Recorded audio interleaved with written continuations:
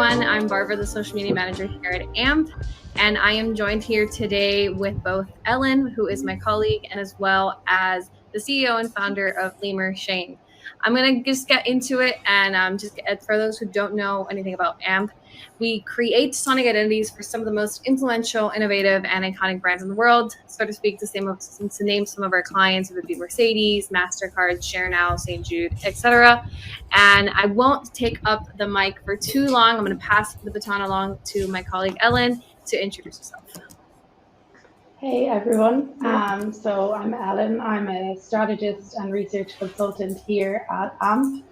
And my background is in music psychology and neuroscience. So a lot of what I'm interested in, and also a lot of the work I do here, is kind of based around how music affects our cognition in terms of memory structures, how it affects our emotions, so on. And I guess trying to understand and use that knowledge to direct our clients in terms of how they can best use sound to impact consumers. So yeah, that's me, and I'm excited for this conversation. I'll pass over to Shane to introduce himself. Thank you, Ellen. So my name is Shane Monahan. I am the founder and CEO of LIMOR. LIMOR is a new social audio platform that removes the barriers to entry to create audio or podcast content. You can instantly record it straight from your phone and share it. But it's not just about content creation, it's also about voice content interaction. So you can share podcasts so your community can listen to it, but they can also leave you voice comments sparking real conversation. Previous to LIMOR, I was a professional rugby player, played in various teams in Ireland and the UK, and also got a degree in product design, which lends itself very well to what I'm doing now. But you have definitely had an interesting past, just researching a little bit more about yourself, and also LIMOR, and just seeing where you are today. So I think now, for those who are watching, let's dive right into this conversation with you, Shane, on creator economy, sound branding, and social audio. So first of all, for those that don't know, a big congrats to LIMOR on the over 100,000 downloads reported earlier this year through some of the communication channels. But with all my research, I'm curious, what is the LIMOR conspiracy, and why did you originally call it a conspiracy? Okay, and just touching on the points, we recently hit 200,000 downloads as well, so that's great. We are closer to 250,000 actually, which is very exciting for us as a company, especially pre-hard PR or marketing. And in regards to join the conspiracy, it's our old tagline now. At this stage, we don't use it anymore. We've since rebranded to Where Voices Meet, but the story behind it is quite interesting. I like metaphors and analogies and all that carry on. That's kind of where the name LIMOR comes from, less is more, which is playing words of the lemur animal. And we were building a new social audio community where people could connect and talk with one another and spark conversation. And because it was called LIMOR, I said, well, what is a group of lemurs called in the wild? And when I did the research, I found out that they're called a conspiracy of lemurs. So that's where that came from. And then playing word, I like conspiracy theories as well. I'm interested in that, but unfortunately it caused a bit too much confusion in the modern world we're in. So we thought it would be best to rebrand to Where Voices Meet. Well, good to know, especially now in this digital age that we're living on, like what is real, what is not. So good to know that's what's going on. It could be a hologram, you don't know. You never know. I'd also be curious to hear about how LIMOR is different, I guess, from other social audio platforms, in particular the likes of Clubhouse, and what are your thoughts around that? Yeah, so I suppose taking it back a little bit for most people who aren't into voice and podcasting and all that at the moment would ask the question, but how does it make a difference to social media, full stop? So the foundation of LIMOR is voice audio content, podcasting. Foundation of traditional social media platforms have their own niche, but it's generally in video, text, image. Like Instagram is image predominantly, that's where they came from. So what Instagram did for images and TikTok did for video, LIMOR does for voice and podcasting, allowing everyone to instantly create audio content, share it, and interact with other users. And that was why Instagram was fantastic. You no longer needed to buy a £2,000 camera and learn how to develop images. You could just use your phone. Same with TikTok. Don't need to take a camera and learn how to produce. Use your phone. LIMOR is the same in that regard. In comparison to other social audio platforms, which, again, this is mainstream term-wise, very, very new term since Clubhouse. I've been talking about social audio since 2014, and people were looking at me as if I had two heads. But we have to thank Clubhouse for helping it to go mainstream, and ironically thank the lockdowns for that too, because it helped spark interest in the space and Clubhouse as a platform. I suppose an obvious difference between us currently and Clubhouse is live audio. So it's like we're doing right now. We had to arrange to be here at this time in order to record and interact in this call. In LIMOR's current format, it's asynchronous. So I record in my own time, share in my own time. People listen in their own time, reply and interact in their own time, and I reply to their comments in my own time. And that is very attractive for the existing podcast community, because that's why they like podcasts, is because they can do it in their own time. They control their connection. And now they will also control their interaction from an audio standpoint. But that's not to say LIMOR won't have that in the future, because like we basically had Clubhouse designs about 4 or 5 years ago when I started this, but we decided not to go down the route of the live, because I saw at the beginning there was a lot more problems, and Clubhouse faced a lot of them with the live side of it. It was closer to the psychology of what a podcast is to begin with. So that is a key difference between us at the moment. Yeah, and I know with Clubhouse as well, you know, that difficulty to kind of monitor audio content.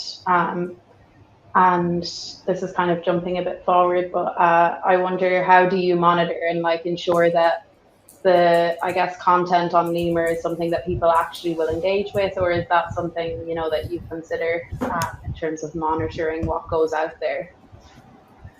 Well, the way we look at LIMOR to begin with, we're not pitching LIMOR at the beginning as a network platform per se. Okay, it's a tool set for people to create their own content and making it easy for them. And from that, then they can build a following up for themselves on the platform, which is their own internal community. And then by default, that will grow the LIMOR community. In terms of the monitoring on that, we have, of course, learned the lessons we can from existing social media platforms. And again, the reason that the Clubhouse issues and the live, that's why we have steered clear of that to begin with, because it's a lot more difficult to manage live content. Asynchronous has its own issues too, but it's more manageable. But it's more similar to traditional social media in that you are a profile owner.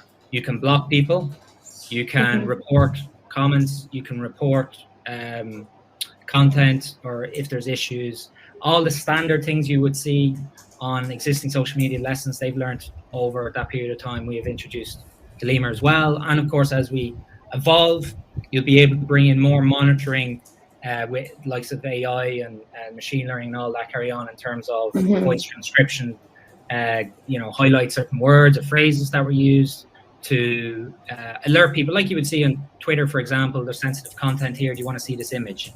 Give the option to the user. Okay, yeah, I want to see that. And of course, there's options in there for 18 plus content as well, because when you sign up, you give your date of birth. So if you're under 18, you're not going to be able to access certain type of content either if it's published as 18 plus content. So we're trying our very best to make sure that it is a very good environment for people to enjoy content and share content. Yeah, for sure. Interesting. I guess as well, I'd be curious to know how, obviously this is on an individual basis, you know, creators can use the platform and just normal people, but as sonic branding people here, I'd be curious to know, where do you see brands fitting in this space, and particularly on LIMOR, or if brands do fit within that? 100% is the answer, they do. I throw the question back at you now, why are brands starting podcasts? Because it's the exact same, except we would make it easier and cheaper for brands to do it instantly, to test the market first and foremost, rather than spending 30 grand on a studio or a grand an episode for professionally produced podcasts. And you can get the same result instantly with LIMOR and find out how it works, and you get interaction and superior analytics. But it gives them, it comes down to the science of audio as well. And you guys are well aware of this, how it affects the brain and how humans react to sound. Is twice as much emotional reaction when you hear audio content versus visual or text stimuli, which is a massive thing. And in the podcast scene as well, because of the attention span, brands are fighting for people's attention. And people's attention spans, thanks to social media, are getting less and less and less.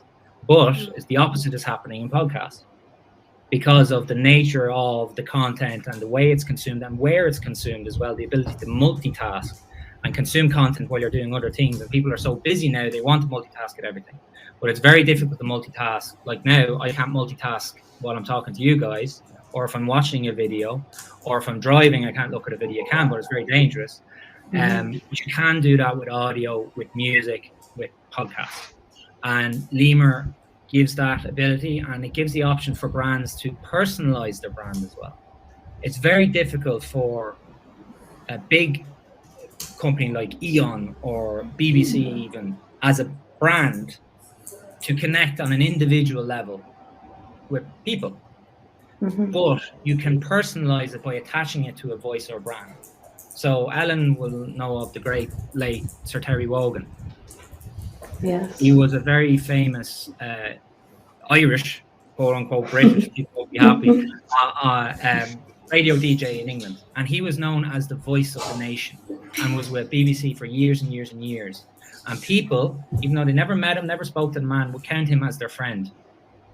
But he was associated with a brand, and therefore the relationship they had with him, they had with the brand. That's a very, very difficult thing to do unless you have a radio show or you're a DJ. But now with podcasting, with social audio, with LIMOR, you can do that straight away and not just talk at them, you talk with them. And that's the other side of it as well. Like the scientific research on it is showing that audio conversation, two-way dialogues is more memorable than single stimuli. And that's what social audio is about. So if you listen to someone, have a conversation, people have a conversation, or actually speak with them, that's much more memorable. So we give that brands to be able to do that, build that personal human connection via voice. Yeah, definitely. And just to expand on that as well, I would definitely say like that the opportunity for brands is twofold. Like you mentioned, there's this musical opportunity. So you can kind of integrate, I guess, ownable sonic content in terms of music. And then you can also have that voice, which is so distinguishable. And I think, yeah, it's obviously something that's so powerful that brands, I mean, should definitely use in order to be heard and really stand out amongst kind of in this really noisy environment that is coming with this huge technological advancement. So yeah, I definitely agree. Yeah, it's very, very exciting. For anyone who still doesn't get it, I don't have a good singing voice whatsoever. But you can say ba-da-ba-ba-ba, I'm loving it. I'm loving it. Everyone knows who that is. It's Mickey D's, McDonald's. Straight away, that is sonic branding at its best. And to be able to achieve that as a company is an incredible thing. And it's going to become more and more and more prevalent moving into the future. And I always say this to people I speak to. I said, whether you use LIMOR or you don't use LIMOR, I advise you do. But voice, social audio, podcasting is a need, not a want, as we move into the future. Yeah, you're going to have it. It's the same way people avoided social media for a long time, but now they have to have it if they want to scale their business. Yeah. Voice, definitely. sound, podcasting, exactly the same. It's just a lot earlier in the story, the journey. And especially as we enter, I suppose, like this kind of world of the metaverse as well, sound is obviously going to be such an important aspect of that because, you know, without sound or audio in a space like this, the environment just isn't real. And so as brands, I guess, kind of move towards this, there's an opportunity on these audio only platforms for brands to build their recognition so that then consumers already have this kind of emotional connection with the brand as we enter this really unusual and unknown world to everyone, you know, in the metaverse. So I think that's something that also brands should really kind of be thinking about, I guess. Yeah, definitely. Another example of that in terms of brand recognition, that's not a jingle or a theme tune, is an iPhone text message alert. Yeah. You recognize that as Apple the instant you hear it, even if you don't have an Apple phone at this stage. And the music side of it as well. I'm a big movie fan. When you hear certain music from a movie you have an emotional connection with, it inspires you, it brings back memory, it says, geez, I need to go watch that again. So it's huge. Yeah, for sure. And I mean, Shane, just to even further this conversation, when hearing these recognizable sounds, I always think also as well as having some sort of intent or purpose, not just to create a sound for the likes of it. You know, so rather than like having accidental branding on audio platforms, in this case. And all too often we see brands, especially kind of like copy and paste the same sonic branding strategy across like all their social channels, which I believe it's like every channel on social media is so different. And there's definitely, I would say, a need to adjust according to the platform. So how do you think brands can ensure that they can create purposeful audio for such social audio platforms? I think it's like any kind of marketing strategy or campaign, as you said, it's like, what's your ultimate goal and what do you want to achieve? You know, are you trying just to get clicks and views, or are you trying to convert, get leads to convert into sales, and be specific? And of course, what your audience is. You know, if it's predominantly, you know, sports audience, you want something that's a motive of sport or linked to your personality or your brand in that arena, rather than something to do with, I don't know, gardening. That's not going to be associated with that. So that's important. And as you say, yes, depends on the format. Like if you're on Instagram, you know, you've got 2-3 seconds maybe to grab someone's attention when they're scrolling through their home feed and the sound is on, versus where you have a little bit more time, not much more, on YouTube, you know, or on LinkedIn. So is it going to be a song that takes a while to kick off, or is it going to be an instant sound or phrase, you know, of the person there? And there's going to be a lot of standardization. There's another topic we can touch on in a second, that works well, that people copy and paste, that you say which is effective, but it's taking that standardization and bespoking it to you. So a thing you may see a lot of now, which is a brilliant thing on YouTube podcast, video podcasts, is they have a soundboard and they hit you know, or bing, or different sound effects associated with the conversation. If someone says a stupid joke, or if they want to emphasize a point, they have a sound, and you're hearing those same sounds from those same soundboards on different podcasts because they work very well. It's like essentially they're emojis, sound emojis, and emojis are standardized across everything. So you're going to get that, but people use emojis in their own way, and then they build their own version of an emoji. So that's a way you can look at it as well. We've looked at it that way ourselves for quite a while, which is going to be very, very important. And it depends on your budget as well. You know, how much you have to spend and how talented you are in that side, and working with people like yourselves as well to help. Yeah, very valid there. There's also an opportunity there, like, to individualize, I guess. I know, like, you're talking about standardization and specific sounds that raise up, but once, I guess, brands in particular, and then people who see themselves as their own brand, you know, they can really individualize those sounds so that they're associated with that specific person or brand. And then across platforms, you know, it shouldn't be this copy paste from if someone uses specific music, introductory music on YouTube, that they use the exact same element on an audio only platform, because obviously it has to be tailored accordingly. But I think, yeah, there's an opportunity for, like, I guess, individualization there as well, for people to really stand out, I guess. Yeah, and it's like, it's every platform kind of starts out the same way. People are trying to figure out what works, and then when someone proves, oh, it works this way, people take that and then said, I can make it work better, or I can do it in this way. Voice is going to be the same. Podcasting is already happening with podcasting. You know, it's taking a lot longer due to the barriers to entry. But it's people are going from, right, it needs to be an hour long to, oh no, I'm only going to do 3-minute casts, or I'm going to do short ones, or you have the 2 guest format, then we're going to have 10 people in here. You know what I mean? Everyone takes it and adapts it to their own style. Yeah, it's really evolving. And I guess to kind of build on that a bit, you talk a lot about the next evolution of podcasting. And I'm curious to know why you think that now people are so ready to listen, whereas before, they might not have been in this incredible audio boom that has come in the past few years.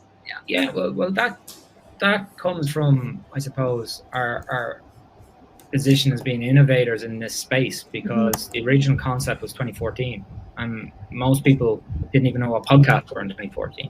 But we were looking beyond that, and being a product designer, and this thing, everyone is a product designer. The only difference is the people who actually action on it. You have great ideas, and then you have people. That's the difference. But great design comes from solving problems. And as good as podcasts are, there are a lot of problems. And these problems were there when I first started this journey, and they're still there now. And these problems have been fixed with LIMOR. And that is one, the barrier to entry, the interaction, the search, the analytics. And that's an evolution of traditional podcasting.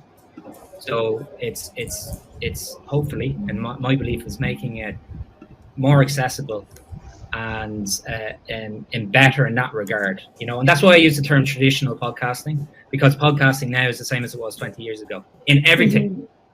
The way you produce it, the way you distribute it, the way you try and scale it, no change. And now, and it's funny, just touching on, because back in, one of the big problems I identified was RSS feeds. I don't like RSS feeds because they're still limiting. They're fantastic in one regard because of massive distribution. But we're coming back to that innovation versus standardization thing. It's great to scale, but everyone in the podcast arena, podcast hosts, podcast businesses, apps, they all have to build it around RSS feeds. They can't innovate and change. So when they've invested everything in their business and their time into that, they're constricted by that.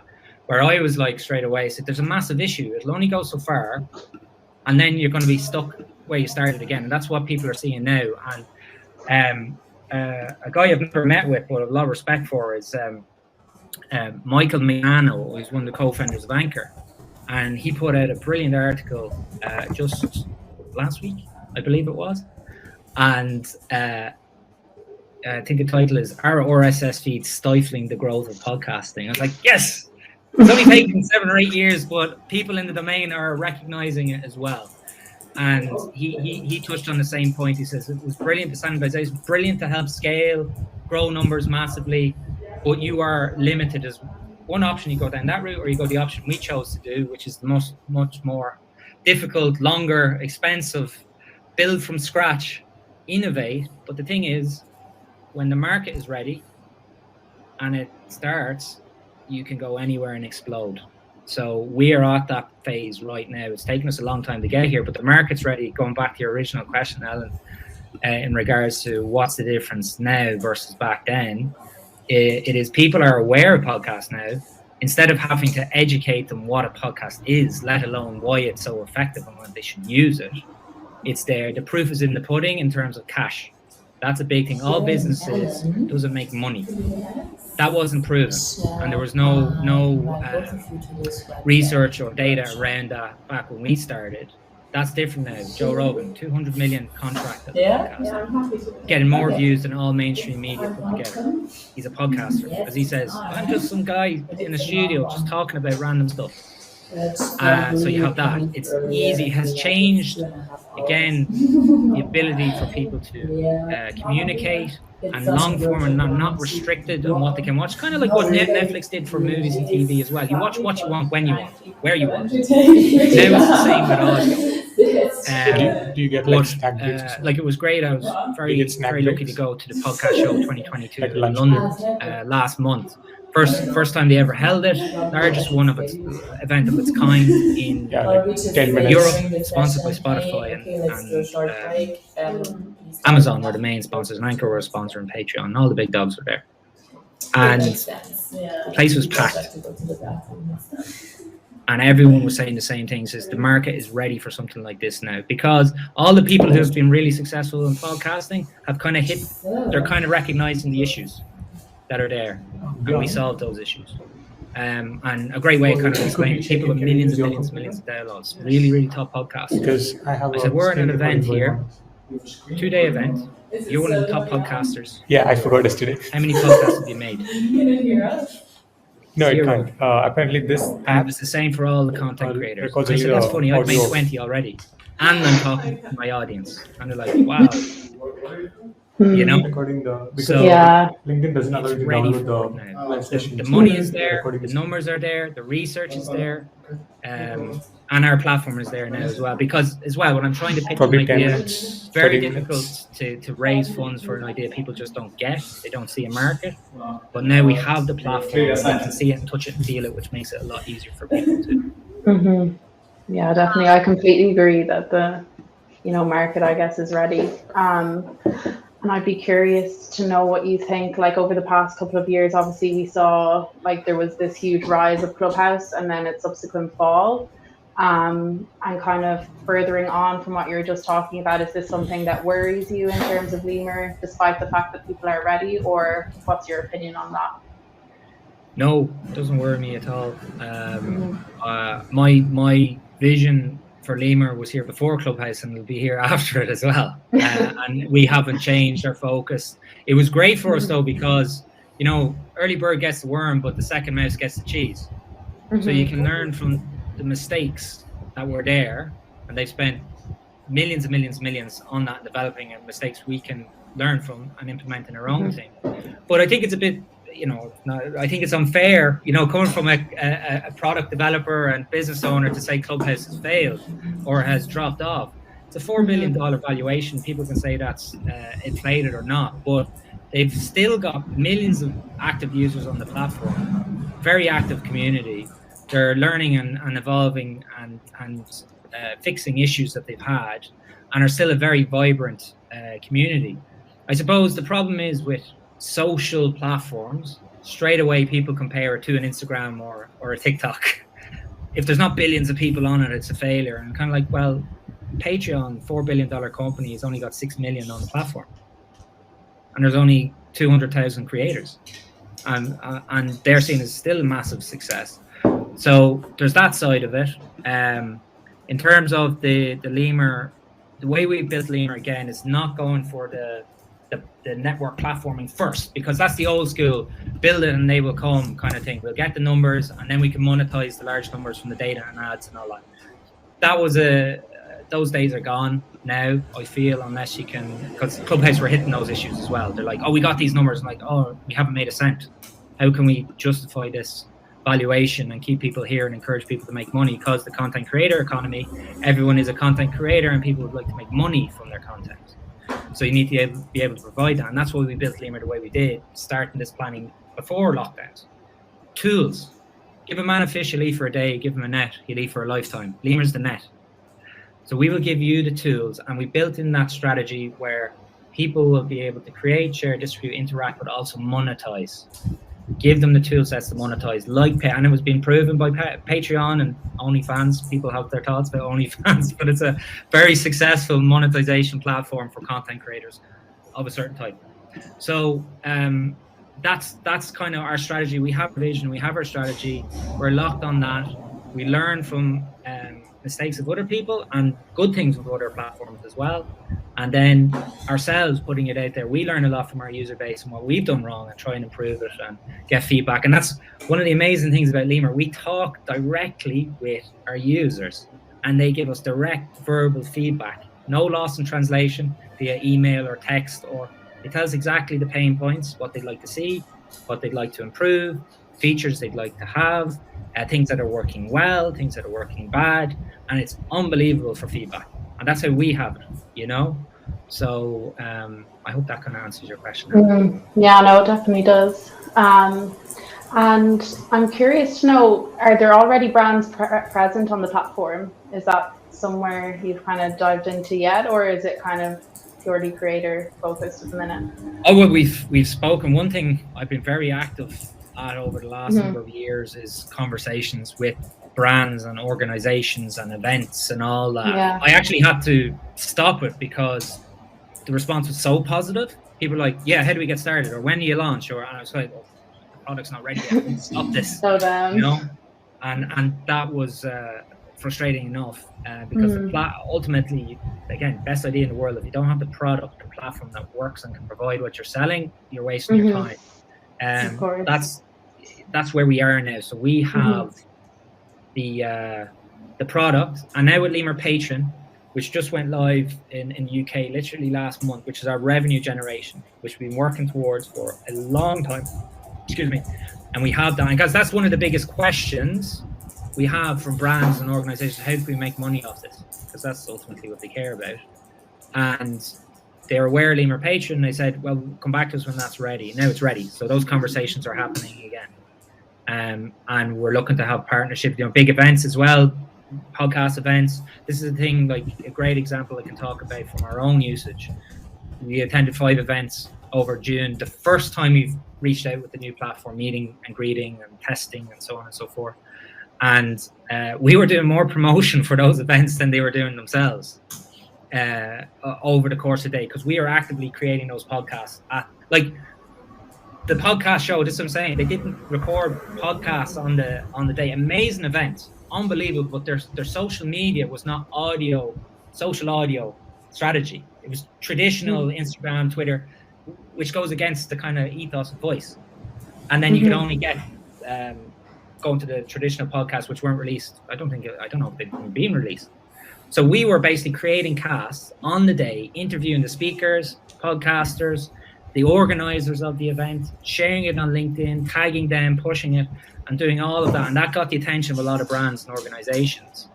And we're in talks with potentially doing some partnerships with people in regards to that.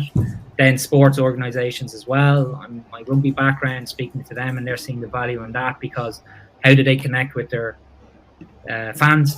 How can they connect the players to the fans to really convey the ethos of the club, as it were? And that's what's really exciting about it. So, and individuals as well, individual podcasters. I want to give a big shout out to Hadi Savari, who literally just joined LIMOR. So she's UK's #1 legal consumer podcast. So she's millions of downloads, great lady, and she's just started using LIMOR. She's going to share she's on hundreds of episodes, but she's sharing her top 20, I think, initially from her back catalogue. And then she's going to start combining it with, which she's already started doing, short snippets of legal advice. Like the first one she put up was, did you know it's illegal to lie on your CV? And you could potentially go to jail, which I'm like, wow, jail? I didn't know that. Not that I've lied on my CV anymore. I don't lie on my CV. So, and people are literally getting onto her and asking her questions about that content. So that's how she's using it straight away, short snippets, and combining with her strategy on TikTok and YouTube.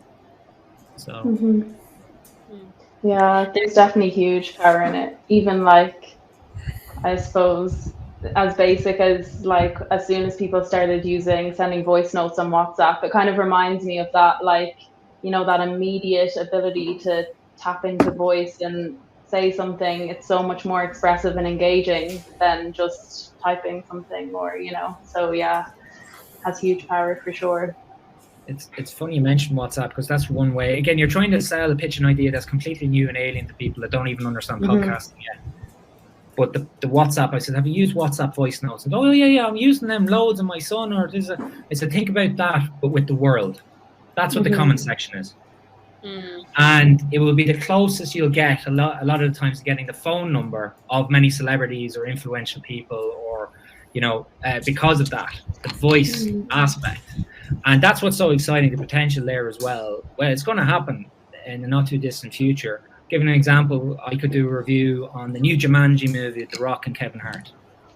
The Rock could hear that and go, Shane, The Rock can smell what you're cooking.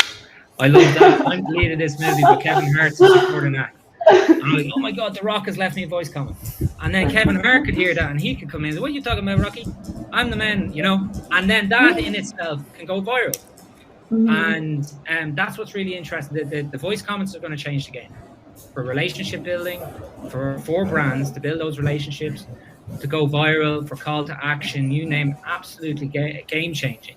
And there's some stats I wanted to talk about in one example on the platform of James Julian. Big shout out to James if he's watching in the thing. Say hi in the questions if you are. He did a great cast a while ago, and it was basically 1 minute 57 seconds, and it was, what's your morning coffee ritual? And he spoke about how he loves coffee. This is how he makes it in the morning. He can't get through the day without coffee, and now it's a ritual for him and he really enjoys it.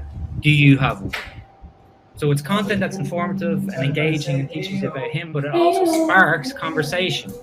And most people are into coffee nowadays. So I love coffee too, and I have a ritual. And I listen to James. I want to engage with him. The stats he had, which this is just incredible. So, like he's 1,000 followers, I think, on the platform, LIMOR.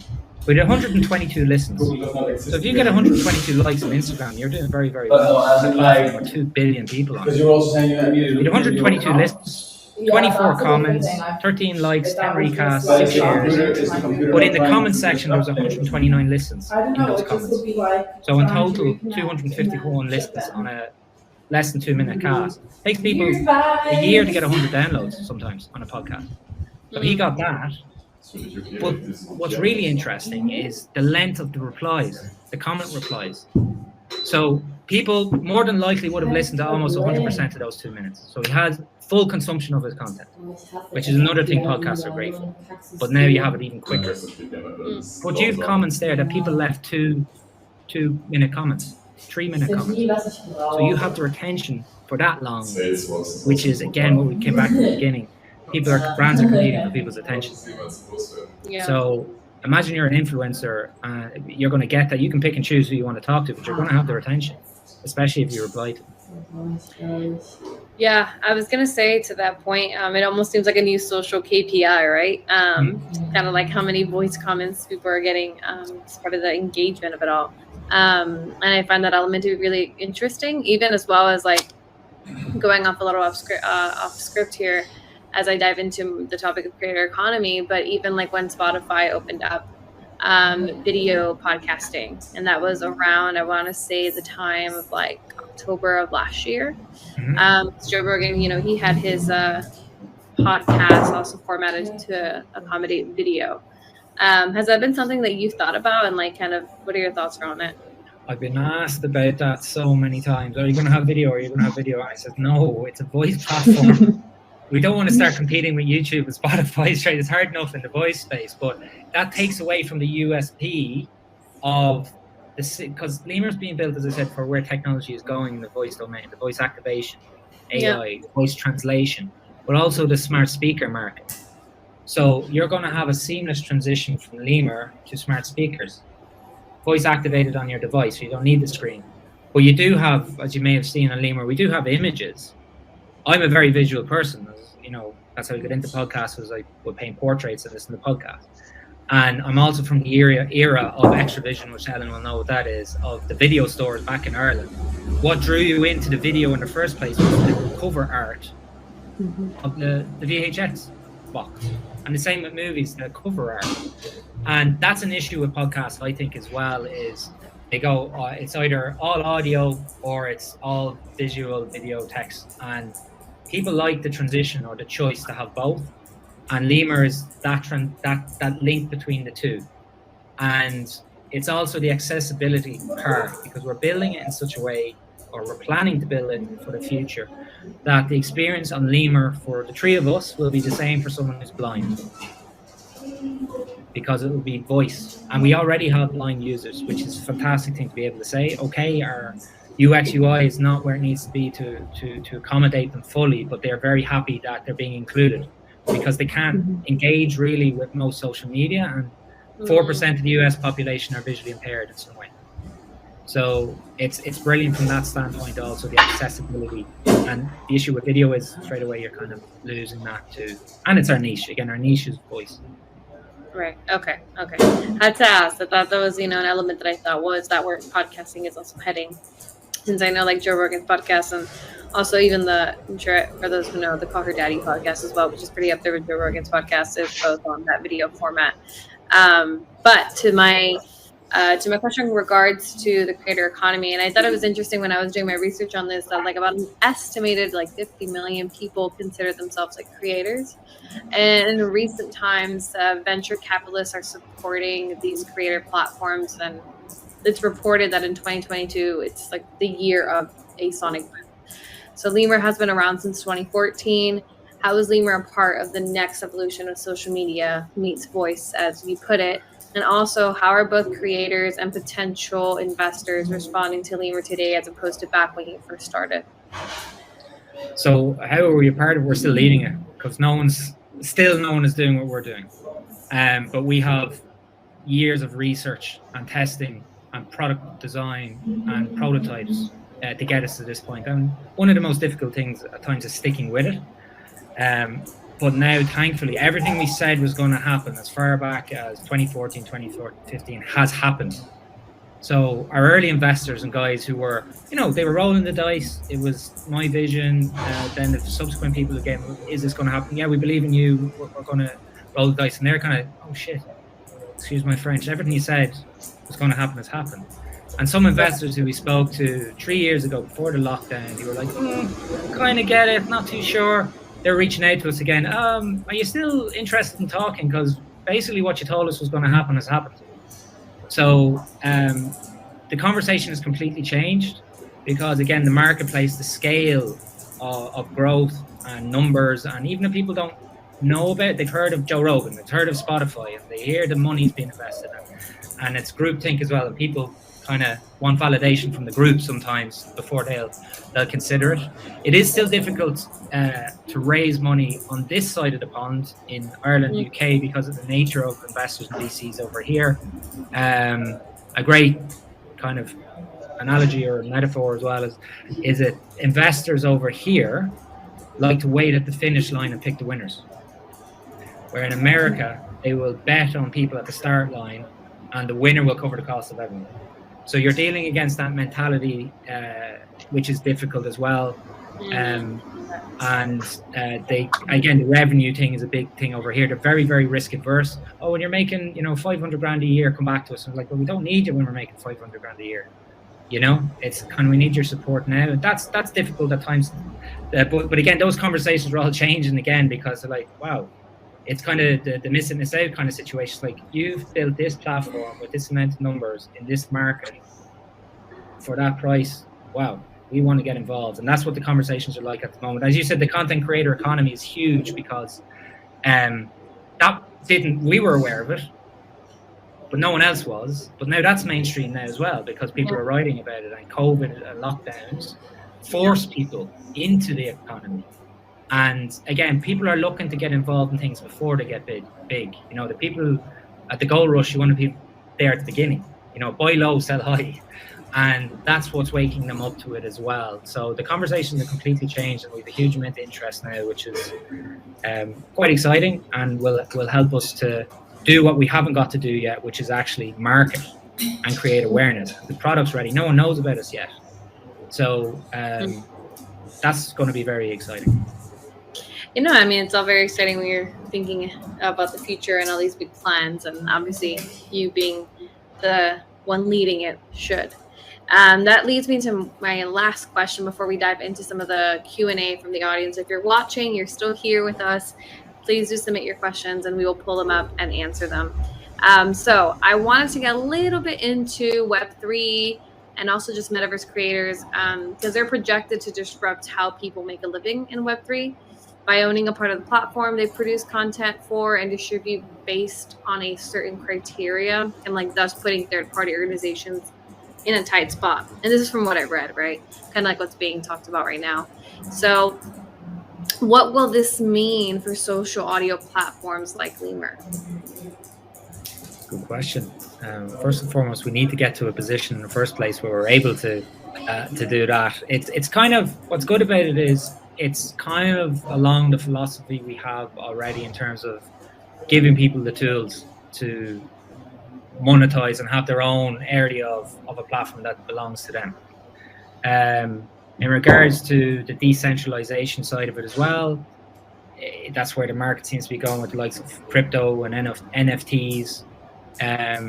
So there's that side of it, but there is still always some form of place people have to go, unless you're really deep in it and you understand coding and that side. There has to be some form of platform where people can go to, Right. and we're a long way off where everyone is. There is a platform capable of that, and everyone is at the ability to be able to take part of it. So I don't see it affecting us in the short term.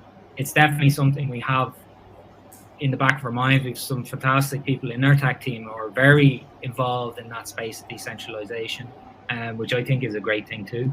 So it is something I do believe in or in favor of. But for us, in our position as a startup company, I'm not even looking at it as something to implement at the moment, because one, is very expensive and it's a completely different strategy to what we have for the future, you know. So I think that that's nearly a whole call in itself, talking about Web3. But the NFT side of stuff, like even to be able to a way beginning, maybe a direction of allow people with their content, have their content as decentralized, that's belong to them, like an NFT format, which I think is fantastic. Again, being an artist myself, to be able to do that and sell a painting, once it's gone, it's gone. But the advantage of an NFT is to be able to constantly get a slice, like royalties essentially, and that's a basic way of looking at it. And to be able to have that in the LIMOR platform in a voice perspective would be pretty cool. Yeah, I know, totally. So thank you for answering that question.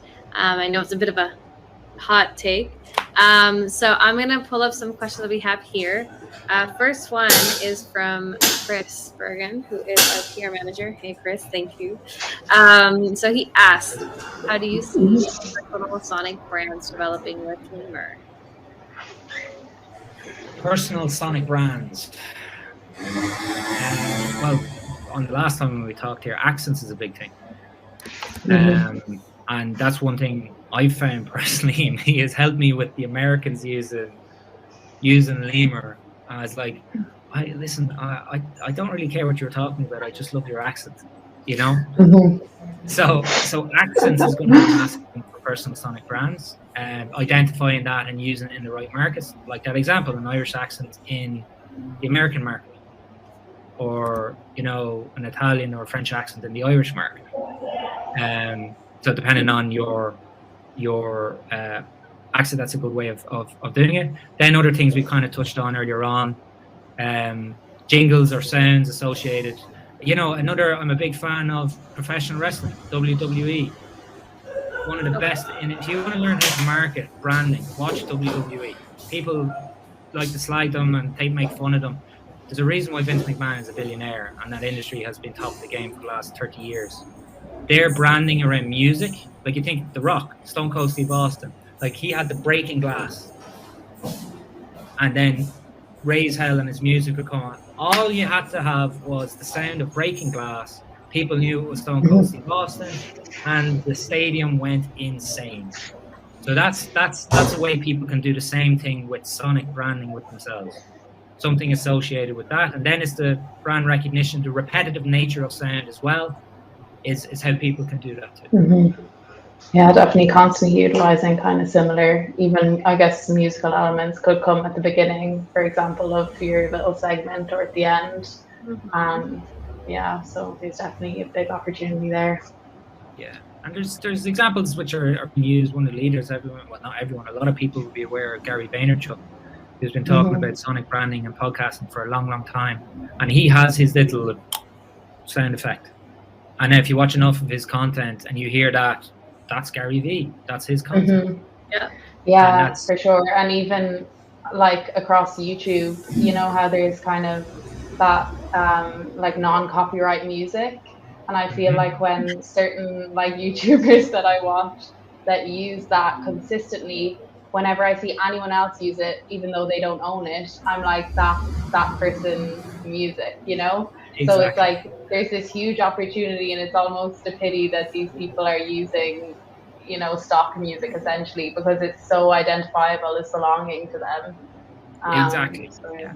That's a great point. And I'm the same. There's a great content creator. I love history, World War II history and all that. And a fella called Mark Felton, one massive podcaster. But he used stock music like that. It's a bit dun dun dun dun dun dun military type music. Comment section. I came here just for the sound. I came here just for the start. It's like the It's Home hilarious. Depot song. It's exactly what you're talking about, and it's so good, Yeah, it's a funny thing. It almost becomes part of like pop culture, just a social conversation, that only you would know amongst your friends. It's interesting how sound translates like that. We have one other question. It seems like this person must know you, Shane. I'm gonna pull it up, but it says, as amazing the LIMOR chairman is. I wonder if that's coming from the chairman himself. Well, No, I do 100% need to give a shout out to him. Like that's a very important thing, and you touched on it there. As the leader or founder of LIMOR, and that is very true. But I would not be here having this conversation with you. The chairman, 100%. He's been in the trenches with me since he came on board 3 years ago, I think now. And he was one of those guys. This is the thing, the belief thing. When everyone else is kind of, don't get it, don't see it, come back to us again. He was one of those guys, like the early investors at the beginning, but he was there and he saw there's something here, So Graham Began, if it is you, maybe it's someone else, but a big shout out to Graham, and again the extended team, the tech team we have. Unbelievable people, Tosin and James, and work with day to day on social side of things, and grow marketing is going to be very exciting and busy for them, hopefully in the next few months as our team scales as well. So it is very important, and that's a big thing. Any organization or business, especially in the entrepreneur field, the smaller startup economy, people understand that. And so yes, I'm out there at front and the face and all that, and again, it's similar to my background in professional rugby. I was a winger, so I scored the tries, but I wouldn't have got the ball if it wasn't for the forwards and the guys inside me too. So that has been very important, is to try and build a team that believe in the vision, understand it, and are here for the long road, because sometimes it can be a lot longer than you initially believe, but we're very close to an exciting phase, and I'm sure you guys understand that as well. Yeah, absolutely. Well, now that we are reaching the end of this LinkedIn Live, if anyone has any more questions, feel free to pop them in real quick before. But if we don't have any more, Shane, this is your time for some shameless plugging. Actually, this is a time for everybody to shamelessly plug whatever they're working on, anything. Yeah, so of course, guys, please do download LIMOR, register your profile. It's totally free. You can get it in the App Store or Google Play Store. We have LIMOR Patron as well, which is, at the moment, it's currently isolated to the UK market, the UK business account, but you can still apply for an invitation to join LIMOR Patron if you're interested in that. Of course, you can check out www.limor.ie, LIMOR.ie, to find out more information about the product itself, about LIMOR Patron. If you want to reach out to us, you can hit me up on social media as well. On Instagram, Shane Monahan Designs is a good way of getting me, or LinkedIn, of course, is great from a business perspective. But we would love to hear you on the platform. Leave an intro audio, leave a voice comment. And if you want to learn more, reach out and we'll get you started on your audio journey. Great. Thank you for asking. And also, we just have this one question. It's really funny. Somebody asked, when are we going to see Anton LIMOR? Ellen? Ooh, I mean, who knows? Our big debut is pending. Ellen, you're managing the social. No, that's Barbara. Yeah. Okay, Barbara. What we'll do, we'll get you set up after this and get you started on your journey. You said have brands come on board. Here's an opportunity straight away for AMP, and we'd love to have you on the platform. It'd be fantastic, Gail Jerry Maguire, help us help you. That'd be great. That's right. That would be great. And Ellen, do you have anything that you would like to share from the research? Yes, so from our end, we are currently working on a kind of deep dive into how different brands within the banking and fintech sector are using sound. So we have kind of this periodical Amplify that we release, and we're looking to release one in the autumn time. So everyone keep your eyes peeled for that. It's going to be insightful. So yeah, that's currently kind of something that we're pushing to get out soon. Great. There you go. Well, voice comms. Definitely. Well, then, I think that's all the questions that we have. So thank you so much, Shane, for your time. We really do appreciate this conversation.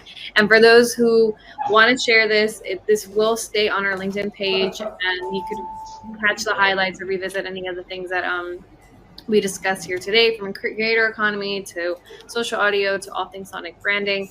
And it was a pleasure having you, Shane, here with us. I speak on behalf of everyone from AMP. Thank you very much for having me. It was great to speak to you, and you never know, we might do another one again in the future. You never know.